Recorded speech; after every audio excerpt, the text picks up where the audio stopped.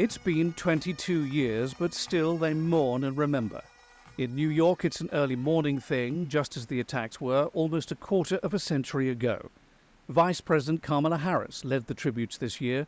Time's passage means fewer people attend to hear the reading of the names than once did, though there are children present who weren't even born in 2001. And while the focus is Ground Zero in Lower Manhattan, where the Twin Towers once stood, ceremonies take place all over the region and the country.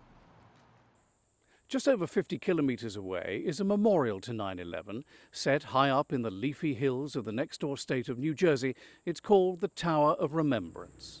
The metal columns are from the North Tower of the World Trade Center, the bells from a seminary in Virginia. Every year, people gather at this memorial site to pray for healing and peace. They often leave little gifts of remembrance which stay here all year long.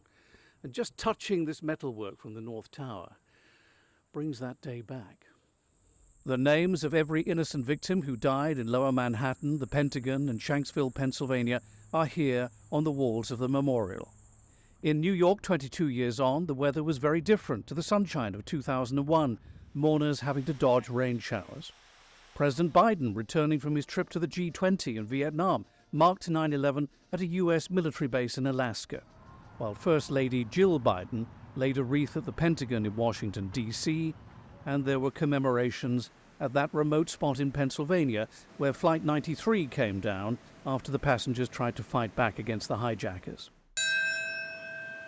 Back at Ground Zero, the list of names is so long it takes around 3 hours to complete. The reconstruction of this area will be completed at the end of this month, when the new Perlman Performing Arts Center, or PAC, opens. Remembering September the 11th, 2001 continues well beyond the ceremonies, for this day has been designated a national day of service. All over America, people are doing just that, serving and helping others as a way of honoring the dead of 9/11. John Terrett, CGTN, New York.